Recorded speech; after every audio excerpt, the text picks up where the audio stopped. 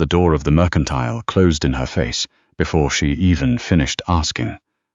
Not slammed. That would have meant someone was angry enough to notice her. This was quieter than that. A slow, deliberate swing of heavy wood that said, "You are not worth the energy it takes to be rude to you." Seraphine stood on the boardwalk and listened to the bolt slide home, and for a moment she could not feel her feet at all. She had been walking since before dawn. The town of Harwick's crossing was 3 buildings and a water trough, and every one of those buildings had already told her no. The woman at the rooming house had looked at Seraphine's dress, what was left of it, and said the rooms were full. The saloon keeper had said he didn't need anyone. The man at the livery hadn't said anything at all. He'd just looked at her, and then looked away, the way people look at something they don't want to feel responsible for. The wind came down off the mountain and hit her sideways. Seraphine pressed herself against the mercantile wall and tried to think. It was the kind of cold that didn't feel like temperature. It felt like intention, like the air did scare.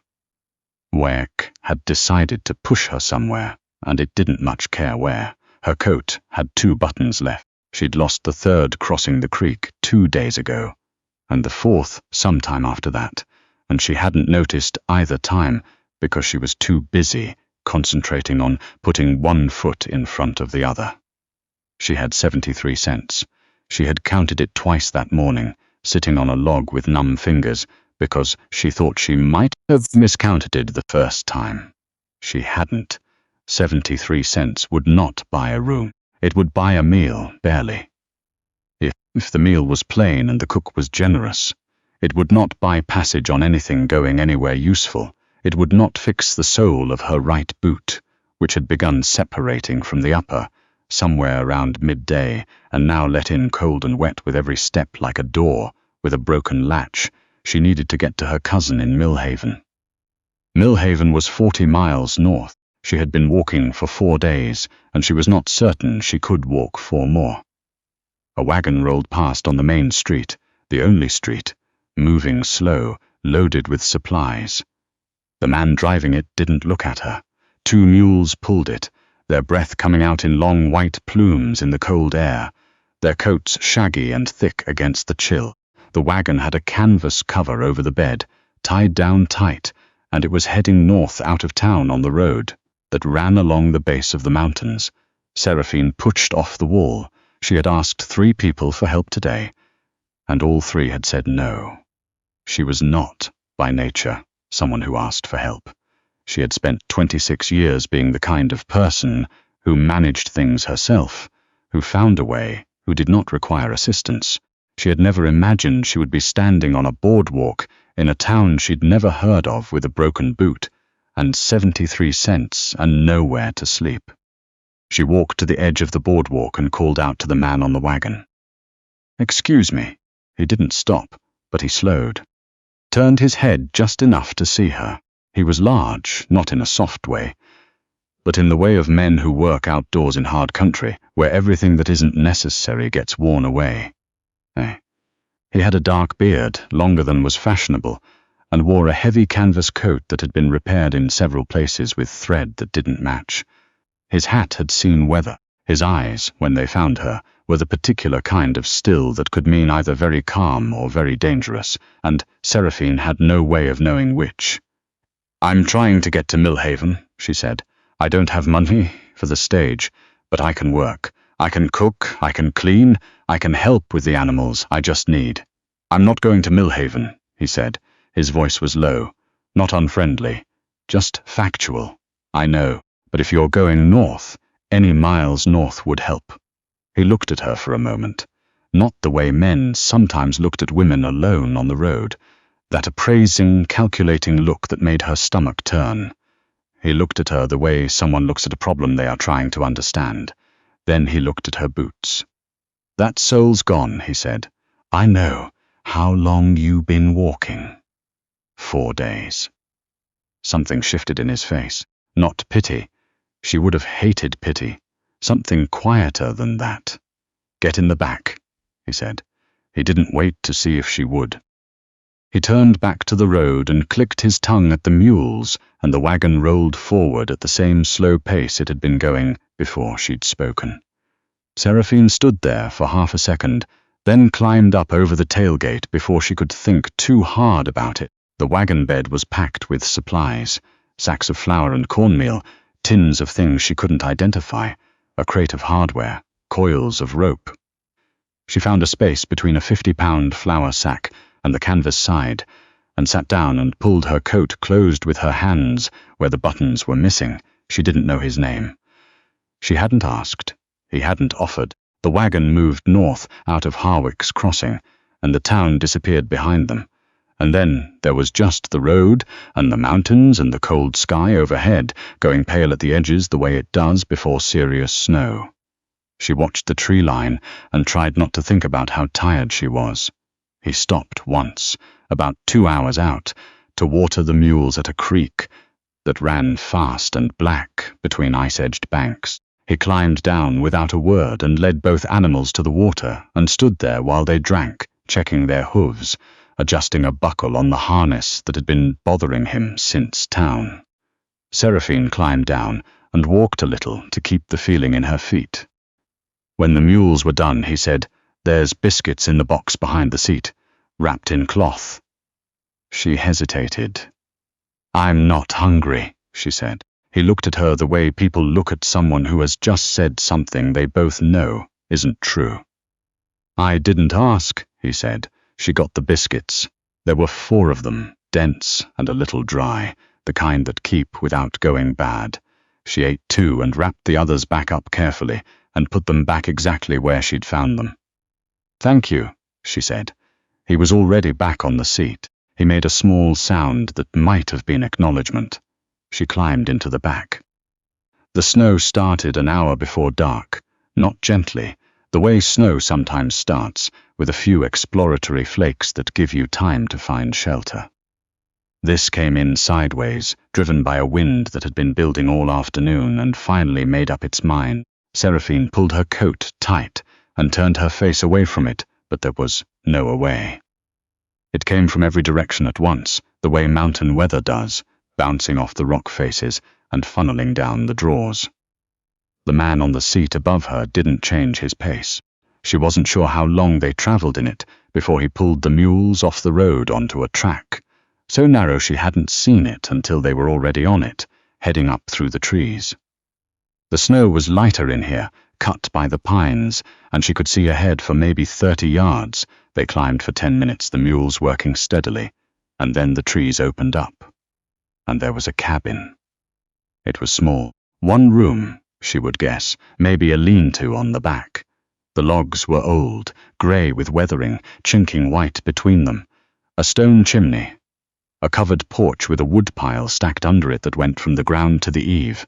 Whoever lived here took their firewood seriously. He stopped the wagon close to a low shed, the barn, such as it was. He climbed down and looked back at her. "Can you walk?" he asked. She had been sitting for 2 hours. She climbed down, and her right leg nearly went out from under her, and she grabbed the wagon side and didn't fall. "Yes," she said. He reached into the back and picked up 2 of the supply sacks, without apparent effort, one over each shoulder. "Go on to the cabin," he said. "Door's not locked. Get the fire started. Wood's on the porch. Matches on the shelf to the right of the door. What about? I'll bring the rest in. Mules first." She almost said something, almost pointed out that she could help, that she was capable, that she didn't need to be sent inside like a child.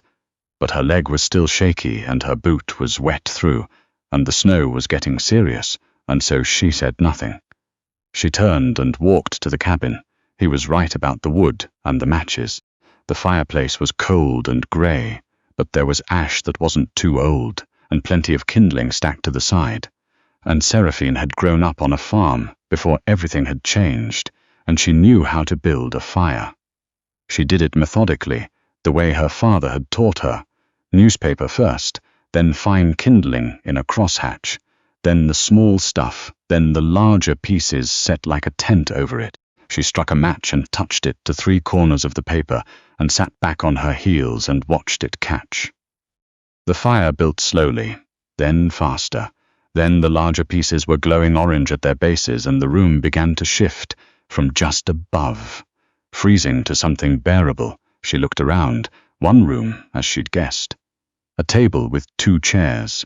A small iron stove for cooking, separate from the fireplace. Shelves on 2 walls holding tins and jars and boxes, organized in a way that suggested someone who lived alone and had their own system for things. A cot against one wall, with 2 wool blankets folded at the foot. A larger bed in the far corner, with a quilt over it. No decoration to speak of, no photographs, no curtains, but everything clean, everything in its place. She heard him outside, the mules going into the shed, the sound of their feet on hard dirt, his voice low, and even as he unhitched them and settled them for the night, she could hear him talking to them, not words she could make out, just tone. It was a calm sound. She didn't know his name. She was sitting by the fire when he came in, carrying 2 more sacks, snow on his hat and shoulders. He set the sacks down and looked at the fire, and then at her, and whatever he saw seemed to satisfy him, because he didn't say anything about it. He shrugged out of his coat and hung it on a peg by the door. Underneath he wore a heavy flannel shirt, dark blue, worn at the elbows. He went to the stove and opened the firebox, and got that fire going too, quicker than she had, the practice of 1,000 mornings. "I'm Seraphine," she said, because they had been in the same wagon for 3 hours, and she didn't know his name, and it was starting to feel strange. He put a pot on the stove. "Hatch," he said. Just that. Not offered as an invitation to conversation. Just Hatch, his name. "Thank you for the ride," she said. He didn't answer that. He was pulling things off the shelves with a focus that said he was thinking about supper and not much else. A tin of something. Salt from a ceramic crock. He went to the door and opened it and scooped up a pot of clean snow and set it on the stove to melt. "You can take the cot," he said. "Blankets are clean." She looked at the cot and then at the single bed in the corner and understood the geography of the situation he was laying out. "I appreciate that," she said carefully. He glanced at her over his shoulder. "I'm not." He stopped, seemed to reconsider how to say whatever he was going to say. Started again. "You're safe here." It was the most words he'd said at once. She believed him, which surprised her, because she had not believed very many people in the last several months. And her instincts on the subject had become cautious to the point of uselessness. But there was something in the way he said it, not reassuring, not trying to convince her of anything, just stating a fact, the way he'd stated that Millhaven was not his destination. "Okay," she said. He nodded and turned back to the stove. The food he made was simple. Dried beans that had been soaking since morning in a covered pot he'd left by the stove, salt pork cut in thick strips and fried in the iron skillet, biscuits from a batch he mixed and had in the oven within 15 minutes of sitting down at the table. She watched him do this without self-consciousness, without performing it for her benefit, and she thought about how different that was from her experience of men and cooking, which was generally that they did it, either badly or dramatically. Hatch did it the way he seemed to do most things, with competence and without comment. She ate more than she meant to. 3 days of walking on not enough food had made her body override the part of her brain that thought about things like manners. When she realized she had nearly cleared her plate, she felt her face go warm. But Hatch wasn't looking at her. He was eating steadily, watching the fire. "Where are you headed?" she asked. "If not Millhaven." "Home," he said. "This is your home." "Yes." She looked around the cabin again. The 2 chairs at the table, the single set of dishes drying on the rack, the one coat on the peg. "You live here alone," she said. He looked at her then. "Not unfriendly, but direct. You ask a lot of questions." "I ask the questions I need answers to," she said. "I'm a stranger in your cabin. I want to understand my situation." Something moved at the corner of his mouth, not quite a smile. "Fair," he said. "So, yes or no?" He said, "I live alone." She nodded. The fire popped and sent a shower of sparks against the screen. Outside, the wind was working at the cabin with both hands, finding the gaps in the chinking, making the door shudder in its frame. "The storm will last 2 days," he said. "Maybe 3. She said nothing. "You can't walk 40 miles in that," he said. "Not with that boot." "I'm aware." He picked up his coffee cup and held it in both hands and looked at the table. "Not an invitation to anything," he said. "Just, you'd have to wait it out somewhere. Might as well be here, where it's warm." She thought about the alternatives, the mercantile doorway, the livery, if the man there would allow it, the road, which would be impassable by morning. "All right," she said. He nodded, refilled her cup without asking. The first night she did not sleep much. This was not because she was afraid, or not only because of that. It was because the fire and the warmth and the fact of being inside and dry had woken up every part of her body that had been numb, and they were all registering themselves at once. Her feet ached with the deep, bone-level throb of tissue that has been cold for too long and is now trying to remember what warm is. Her shoulders hurt from 3 days of carrying her bag against the wind. Her right heel had a blister that had broken and healed and broken again. She lay on the cot in the dark and listened to Hatch's breathing from across the room, slow and even, and the fire settling, and the storm outside trying its best to get in, and she thought about how strange it was. That of all the places she might have ended up, she had ended up here. She had left her husband's house in September. She was not going to think about that tonight. She was going to think about Millhaven, and her cousin Adele, and the room Adele had offered her in the letter she had carried folded in her coat pocket until the paper had gone soft at the creases. "Come whenever you need to," Adele had written. "I mean it. Whenever." She was going to think about getting there. She was going to think about the 40 miles and the storm and the boot with the broken sole, and whether Hatch would lend her something to bind it with, and whether she could ask. She was going to think about anything except the look on her husband's face the last time she'd seen it. She slept a little before dawn. When she woke, Hatch was already up. The stove was going, coffee on, and he was at the table with a piece of leather and an awl, working at something with the focused quiet of a man who had been awake for hours. She sat up and pulled the blanket around her shoulders. He looked over. "Coffee's ready," he said. She got up and poured a cup and sat at the other chair and looked at what he was doing.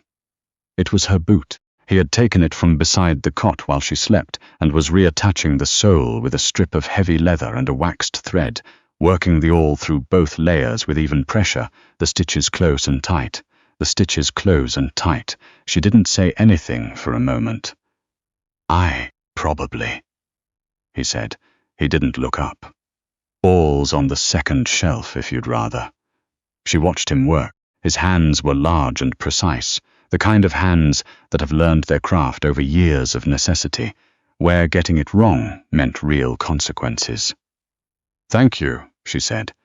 He tied off the thread and cut it clean and turned the boot over to check the sole, pressing it flat against his palm, and satisfied, he set it by the stove to let the leather warm and soften a little before she put it back on. "Storm's still going," he said. She looked at the door, which was shuddering steadily. "I hear it. I need to check the mules this morning, make sure they have enough feed. I'll be out for a while." "I can make breakfast," she said. He looked at her. "You don't have to." "I know I don't have to," she said. "I want to. I've been eating your food and sleeping in your cabin. Making breakfast is not an unreasonable exchange." A pause. Cornmeal's in the blue tin, eggs in the box on the cold side of the porch. There might be some sausage left in the crock by the back door. She found everything where he said it would be. He was gone longer than she expected. She made cornmeal porridge and fried the sausage and kept it warm on the back of the stove, and when he came back in, snow-covered and moving with the careful deliberateness of someone who has been out in serious cold, she had a cup of coffee ready. Before he had his coat off, he looked at it, then at her. "Mules all right?" she asked.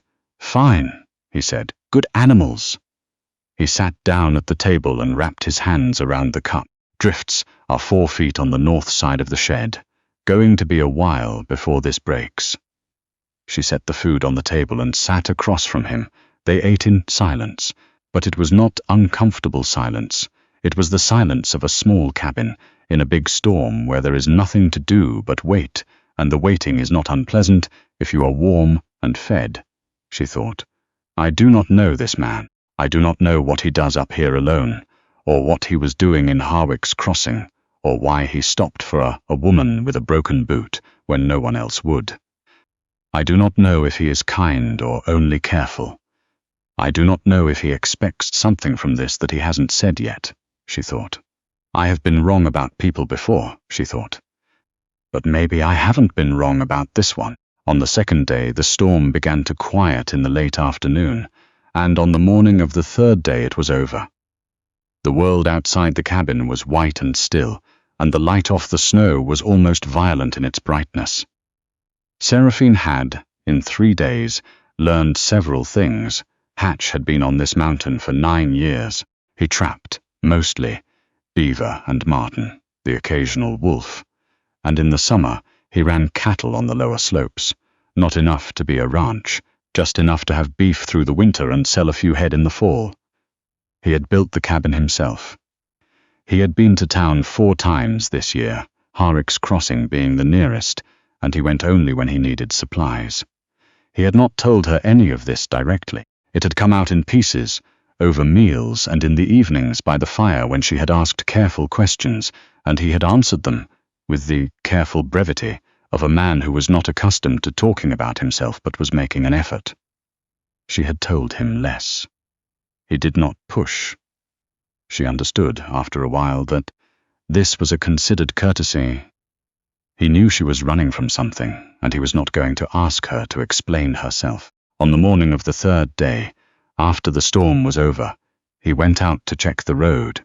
She washed the breakfast dishes and put them away, and made the bed in the corner with the same care she'd been giving the cot, and stood in the middle of the small clean room and understood that she could stay here and be safer than she had been in a long time, and that she was going to have to leave. Adele was waiting. The letter was still in her coat pocket. He came back and stood in the doorway for a moment without coming in. "Road's passable," he said. "Not easy, but passable. Stage comes through Harwick's crossing on Thursdays. I can drive you down tomorrow." She nodded. "All right." He stayed in the doorway. The cold came in around him. "Unless," he said, and stopped. She looked at him. He was looking at the floor, the way people look at something they are deciding whether to say.